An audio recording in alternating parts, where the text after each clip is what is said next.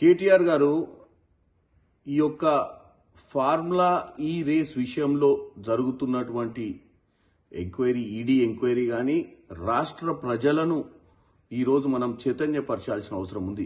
మీరైనా మేమైనా అటు మీరైనా బీఆర్ఎస్ పార్టీ నీళ్లు నిధులు నియామకాల నినాదంతో తెచ్చుకున్న తెలంగాణ మన ప్రజలు మనం నమ్మి మిమ్మల్ని 10 ఏళ్ళు ఇప్పుడు మమ్మల్ని కూడా అధికారంలోకి తీసుకొచ్చిర్రు.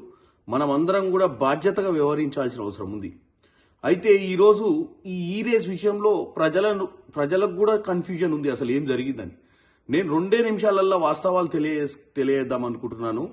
రామారావు గారు, మీరు ఒక యువరాజుగా, మీ నాయన ఒక రాజుగా ఈ రాష్ట్రానికి ఎప్పటికీ మీరే పరిపాలిస్తారు అన్న ఒక ఆలోచనతోటి మీరు ఒక యువరాజుగానే వ్యవహరించారు. ఎందుకంటే ఈరోజు ప్రభుత్వం పోయిన తర్వాత వాస్తవాలన్నీ బయటకు వస్తుంటే మీరు డ్రామాలు చేయడానికి ప్రయత్నం చేస్తారు. మీరు హైదరాబాద్ నగరాన్ని గ్లోబల్ గా ప్రఖ్యాతి చెందాలన్న ఒక ఉద్దేశంతో క్యాబినెట్ మీటింగ్ పెట్టకుంటేనే హైదరాబాద్ నగరం కోసం ప్రపంచంలో తెలంగాణ ఔన్నత్యాన్ని చాటి చెప్పడానికి మీరు ఏదో డబ్బులు ఖర్చు పెట్టినట్టు, ఏదో హెచ్ఎండిఏ ద్వారా 55 కోట్ల రూపాయలు ఏదైతే దుర్వినియోగం చేసిరో ఇది రాష్ట్రం కోసం చేసినట్టు, రాష్ట్రంలో కాంగ్రెస్ పార్టీ ప్రజల్ని తప్పుతో పట్టిస్తున్నట్టు మీరు డ్రామా చేస్తున్నారు. ఇది వాస్తవం కాదు. వాస్తవం ఏందో నేను చెప్తున్నానండి, ఒకటే ముక్కలే చెప్తా. ఈ యొక్క ఫార్ములా ఈ రేస్ కంపెనీ FEO ఫార్ములా ఈ operations company London based company, అంటే లండన్లో ఉన్న కంపెనీ. ఈ కంపెనీతో 2022లో గ్రీన్కో అనే ఒక కంపెనీ కేటీఆర్కి అత్యంత సన్నిహితులు, కేటీఆర్ కోసం ఎలక్ట్రాల్ బాండ్స్ ద్వారా బీఆర్ఎస్ పార్టీకి నిధులు సమకూర్చినటువంటి ఈ మిత్రులు, వీళ్ళు చీకటి మిత్రులు.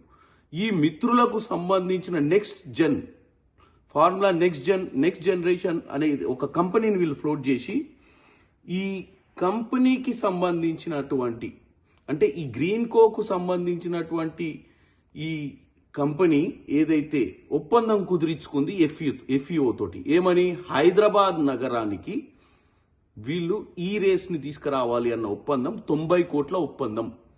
90 కోట్లలో 30 కోట్లు మాత్రమే కట్టిరు వీళ్ళు. కట్టి మిగతా 60 కోట్లు కట్టకుండా తప్పించుకునే ప్రయత్నం చేసిరు. ఎందుకంటే మాకు నష్టాలు వస్తున్నాయి, మేము కట్టమని చెప్పి. ఈ FEO కంపెనీ లండన్ నుంచి పదే గ్రీన్కో కంపెనీకి మిగతా 60 కోట్లు కట్టాలి, లేదా లీగల్ గా వాళ్ళు యాక్షన్ తీసుకునే ప్రయత్నము, టర్మినేట్ చేసే ప్రయత్నం కూడా చేస్తామని చెప్పడం జరిగింది. 2023లో రేస్ కు సంబంధించి 2022లో అగ్రిమెంట్లు చేసుకొని 30 కోట్లు కట్టి 60 కోట్లు ఎగ్గొట్టితే నోటీసులు సర్వ్ చేస్తే ప్రజలకు తెలిసిపోతుంది అని చెప్పి వీళ్ళు చేసిన భాగోతము. వాళ్ళని కాపాడనికే, ఎవరిని, గ్రీన్కో ప్రమోట్ చేసేబోయే కంపెనీని కాపాడనికే, నెక్స్ట్ జనరేషన్ కంపెనీ ఏదైతుందో దీన్ని కాపాడనికే కేవలం కేటీ రామారావు గారు హెచ్ఎండిఏ మీటింగులు పెట్టకుండా, హెచ్ఎండిఏకు FEOకు ఏ అగ్రిమెంట్ అక్టోబర్ 30కి అగ్రిమెంట్ అయింది, 30కి అగ్రిమెంట్ అయితే అక్టోబర్ మొదటి వారం నుంచే మనీ ట్రాన్స్ఫర్ చేయడం మొదలుపెట్టారు.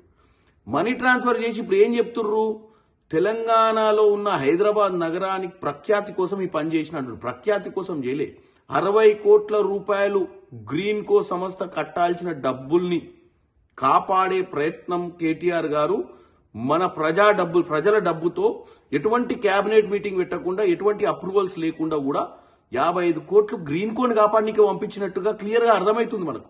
కాబట్టి కేటీ రామారావు గారు, మీ డ్రామాకు ఆస్కార్ అవార్డు వస్తుంది కానీ తెలంగాణ ప్రజల చెవిలో పువ్వు పెట్టడానికి ప్రయత్నం చేయకండి. ఇది కేవలం ఒక మిత్రుని కాపాడే ప్రయత్నంలో మీరు ప్రజల సొమ్ముని దుర్వినియోగం చేసినట్టుగా క్లియర్గా కనపడుతుంది. ఇంకా మనం తప్పుతో పట్టియొద్దు. వాస్తవంగా ఈరోజు ఈడీ కానీ సుప్రీంకోర్టు కానీ వాళ్ళు నిజ నిర్ధారణ చేస్తారు. ఈరోజు నేను చెప్పాల్సిన అవసరం ఎందుకు వచ్చిందంటే, ఈ ఎంక్వైరీ నడిచేటప్పుడు కూడా మీరు ఇంకా ప్రజలను తప్పుతో పట్టియొద్దు. ఇంకెన్నెన్ని ఘనకార్యాలు మీరు 10 ఏళ్లలో చేసిరో అన్ని కూడా బయటకు వస్తాయని తెలియజేస్తున్నాను.